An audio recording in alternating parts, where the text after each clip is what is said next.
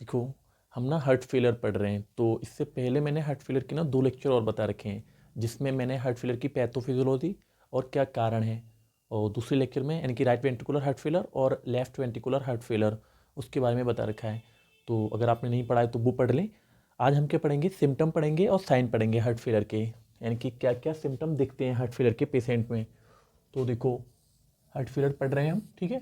तो heart failure का मतलब क्या होता है, जैसे मान लो तुम्हारी बॉडी को जितने ब्लड की ज़रूरत है, अगर उतना ब्लड तुम्हारा हार्ट पंप नहीं कर पा रहा, ठीक है, तो उसको हम क्या बोलते हैं, हार्ट फेलियर बोलते हैं।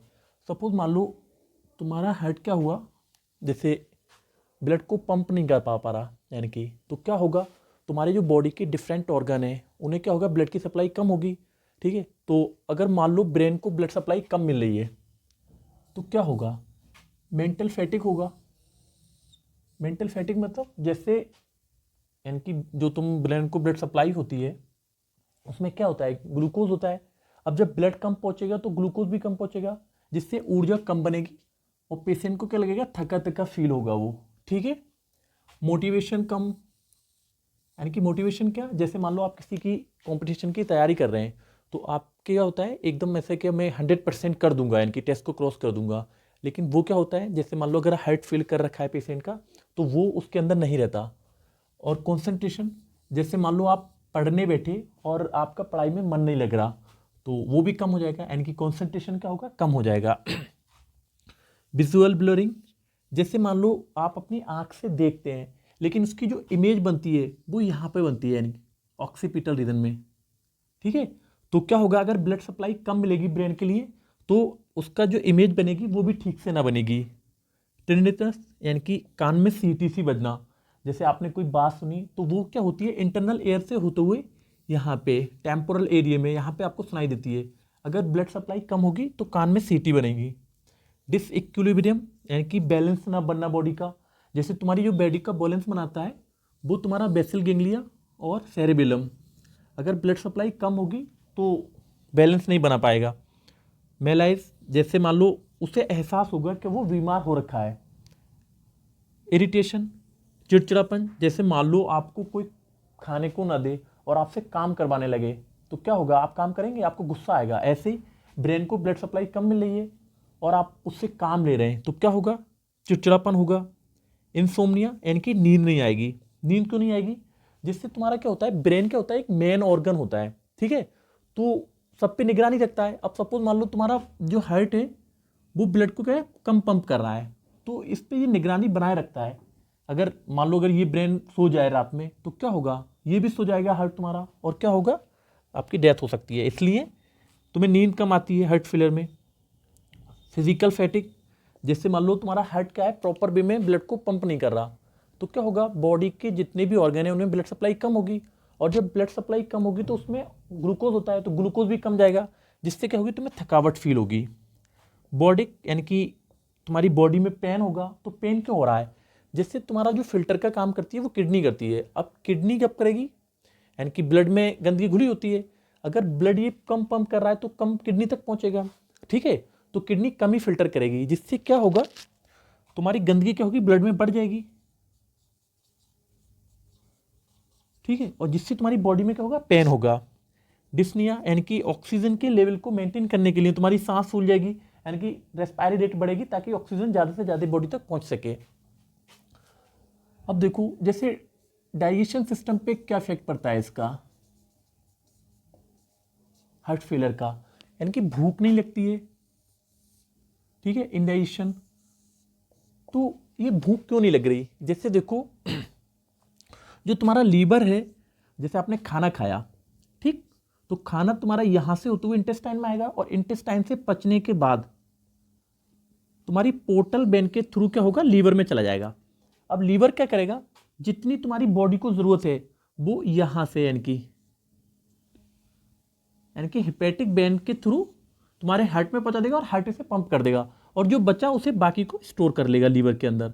लेकिन क्या है, तुम्हारा जब हार्ट फेल कर जाता है, तो मान लो जैसे हार्ट फेल कर गया, राइट वेंट्रिकल तुम्हारा क्या है, फेल कर गया, तो ये क्या है, ब्लड को पंप नहीं कर पा रहा, तो यहाँ पे क्या होगा, तुम्हारा ब्लड इकट्ठा होने लगेगा, फिर यहाँ पे होगा और फिर यहाँ पे जमा होने लगेगा ब्लड, जिसको हम क्या बोलते हैं, सिस्टेमिक कंजेशन बोलते हैं, ठीक है।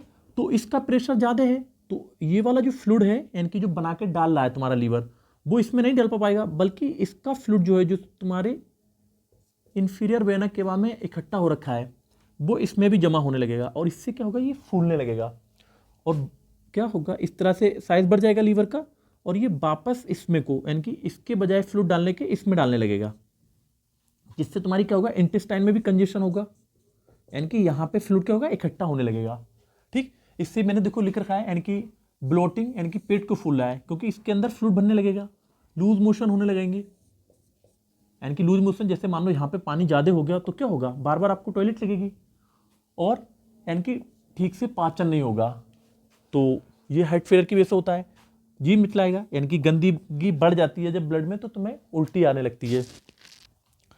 साइन क्या मिलेगा, जैसे सिम्टम क्या होते हैं, जैसे मान लो कोई भी पेशेंट आया आपके पास क्लिनिक पे, तो आपको जो बता रहा है वो उसके सिम्टम है, और आप जो उसके अंदर एब्जॉर्ब करेंगे यानी कि जो देखेंगे उसके अंदर क्या क्या दिख रहा है, तो वो होते हैं साइन, या मान लो एग्जामिनेशन एक किस्म का।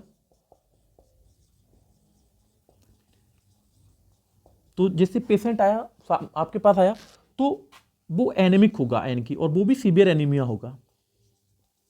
एनीमिया क्यों हो रहा है, क्योंकि उसका डाइजेशन ठीक से नहीं हो पा रहा, यानी कि आपने खाना खाया और खाना पच ही नहीं रहा, तो खाने के अंदर होता क्या है, यानी कि जैसे मान लो विटामिन होते हैं, आयरन होता है, तो वो पचेगा नहीं या एब्जॉर्ब नहीं होगा, ऐसे ही निकल जाएगा, और तुम्हारे आरबीसी फॉर्मेशन के लिए विटामिन आयरन की जरूरत होती है, तो सीवियर एनीमिया होगा। जॉन्डिस दिखेगा पेशेंट के लिए, यानी कि बिलिरुबिन की मात्रा बढ़ी, क्यों बढ़ी होगी, क्योंकि जो तुम्हारा लीवर है वो प्रॉपर वे में काम नहीं कर रहा, तो जिससे क्या होगा, बिलिरुबिन की मात्रा क्या होगी, बढ़ जाएगी।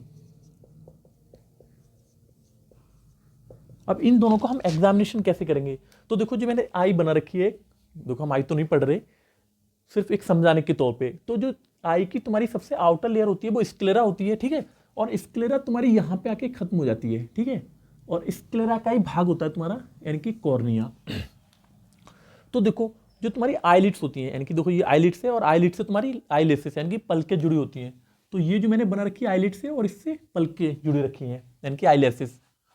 तो जो कंजक्टिवा तुम्हारी जुड़ी होती है, जो स्क्लेरा से जुड़ी है, वो क्या है, बल्बर है, और जो आईलिड से जुड़ी रखी है वो पैपेब्रल कंजक्टिवा, यानी कि देखो ये वाला, जो नीचे वाला ये वाला एरिया, ये तो अगर आप उसका एग्जामिनेशन करेंगे इस तरह से देखेंगे, तो ये वाला जो एरिया दिखेगा यानी कि पैपेब्रल कंजक्टिवा, वो क्या होगा, वो व्हाइट कलर का दिखेगा, यानी कि पेल, ठीक है।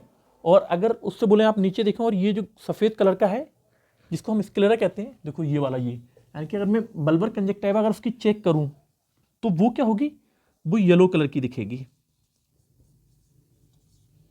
ठीक है। और जैसे मान लो अगर ऑक्सीजन तुम्हारी बॉडी तक नहीं पहुंच रहा, तो क्या होगा, साइनोसिस हो जाती है, या तो सेंट्रल साइनोसिस होगी या पेरिफेरल साइनोसिस, यानी कि जो तुम्हारे हाथ पैर हैं वो नीले कलर के दिखेंगे, ठीक है। और क्या होगा, अगर मैं उसकी हथेली को देखूं ये, तो ये क्या होगी, पेल, यानी कि बिल्कुल सफेद दिखेगी। और क्या होगा, उसके अगर नेल दिखे जाए, ये नेल तो ये ब्लू कलर के होंगे। और कोल्ड एक्सट्रीमिटीज यानी कि हाथ पैर, अगर आप उसका हाथ पकड़ के देखेंगे तो ठंडे दिखेंगे आपको, ठीक है। और क्लेबिंग, यानी कि क्लेबिंग क्या होता है, जैसे जो तुम्हारी ये फिंगर्स है ये, तो ये तुम्हारा जो नेल है इसके और ये फिंगर के बीच में तुम्हारा सिस्टी का अंतर वो होता है कोण। तो क्या होता है, जैसे मैंने देखो ये बना रखा है, ये तो क्या है, नॉर्मल फिंगर्स है तुम्हारे। अगर हार्ट फेलियर का अगर पेशेंट मिलेगा तो क्या होगा, इस तरह से, यानी कि ये बिल्कुल मिल जाएगा, या इस तरह से सूजा हुआ होगा ऐसे, तो इसको हम क्या बोलते हैं, क्लबिंग फिंगर बोलते हैं, नेल, ठीक है। और इडीमा दिखेगा, पेडल इडीमा दिखेगा मोस्टली, यानी कि पैर तुम्हारे क्या होंगे, वो सूजे हुए होंगे। तो देखो जैसे अगर तुम्हारा हार्ट ये पंप नहीं कर पा रहा ब्लड को, ठीक है, तो ब्लड क्या हुआ, यहां पे इकट्ठा होने लगा, और फिर यहां पे भी इकट्ठा होने लगा तुम्हारा इंफीरियर वेना केवा में। तो देखो जी मैंने इंफीरियर वेना केवा बना रखा है, जैसे मान लो यहां पे ब्लड इकट्ठा होने लगा इस तरह से, ठीक है, तो क्या होगा, जब पानी किसी चीज में, सब मटके में पानी रखते हैं तो उससे पानी रिसने लगता है, इसी तरह से इसमें से भी पानी रिसेगा, और जिससे क्या होगी, सूजन आ जाएगी तुम्हारे पैरों में। तो ये हो गया, पेडल एडिमा हो गया। आप उसकी पल्स चेक कर सकते हैं, जैसे जो पेशेंट है हार्ट फेलियर का, तो आप पल्स कैसे, जैसे मान लो अपने हाथ रख के देखा पल्स का, अगर ये तुम्हारा जैसे मान लो ये, यानी कि लेफ्ट वेंट्रिकल क्या है, ब्लड को पंप नहीं करवा पा रहा, ठीक है, इस तरह से। तो देखो ये मैंने बना रखा है एओर्टा, तो ये तुम्हारे इसमें भी पंप करेगा, यानी कि रेडियल आर्टरीज में जाएगा ब्लड। आप यहाँ पे से फील कर सकते हैं रेडियल आर्टरीज में। अगर इसने पंप ब्लड यानी कि कर नहीं पा रहा ब्लड को, तो क्या होगा, आपको यहाँ फील नहीं होगी, ठीक है। तो वॉल्यूम अगर कम है तो वो देख सकते हैं आप, पल्स के थ्रू देख सकते हैं, रिदम चेक कर सकते हैं, यानी कि जैसे मान लो आपने यहाँ पे पल्स देखी, तो किस रिदम में चल रही है, एक रिदम होता है ना उसका, तो अगर रिदम भी पता चल जाएगा तुम्हें। और पल्स अल्टर्ड, पल्स अल्टर्ड का मतलब जैसे मान लो तुम्हारा हार्ट ने ब्लड को यहाँ से पंप करा और इतनी क्षमता से ना करा कि यहाँ तक, यानी कि तुम्हारे हाथ तक पहुँच सके, सिर्फ मान लो यहाँ तक ही पहुँच पा रहा है, तो तुम्हें पल्स फील नहीं होगी। तो इसको हम क्या बोलते हैं, एक किस्म का मान लो फोर्स है ये, यानी कि तुम्हारा मसल्स, यानी कि जो हार्ट की मसल्स है वो कितनी पावर से ब्लड को पंप कर पा रही है। और जैसे ब्रेडिकार्डिया, ये भी पता चल सकता है तुम्हें, जैसे तुम हार्ट रेट तुम्हारा कितनी तेज पंप कर रहा है, तो ये ब्रेडिकार्डिया का मतलब होता है हार्ट रेट तुम्हारा कम हो जाना। और बीपी चेक कर सकते हैं, जैसे मान लो आपने यहाँ पे इसको बांधा, हाथ पे भी आता है, और उससे आप बीपी देख सकते हैं। तो जो सिस्टोलिक बीपी होता है, सिस्टोलिक बीपी क्या, जैसे ये जो ब्लड पंप करता है, ठीक है, इसमें एओर्टा में, तो ये क्या बोलते हैं, सिस्टोलिक बीपी बोलते हैं। और डायस्टोलिक बीपी जो होता है तुम्हारा, वो होता है ब्लड वॉल्यूम। तो ब्लड वॉल्यूम तो बाहर निकल नहीं रहा है तुम्हारे हार्ट से, पूरे शरीर के अंदर ब्लड तो है बना हुआ, लेकिन पंप नहीं हो पा रहा है। तो जो तुम्हारा डायस्टोलिक बीपी है ये तो तुम्हारा नॉर्मल रहता है, ठीक है। लेकिन जो तुम्हारा सिस्टोलिक बीपी है, यानी कि जो तुम्हारा यहाँ से पंप हो रहा है, तो तुम्हारा हार्ट पंप ही नहीं कर पा रहा, इसका मतलब जो सिस्टोलिक बीपी है ये क्या होगा, कम आएगा, ठीक है। जगलर वेन में प्रेशर देख सकते हैं आप, तो जगलर वेन तुम्हारी कौन सी होती है, ये वाली, देखो ये होती कहाँ पे, देखो थोड़ा सा देख लो, जैसे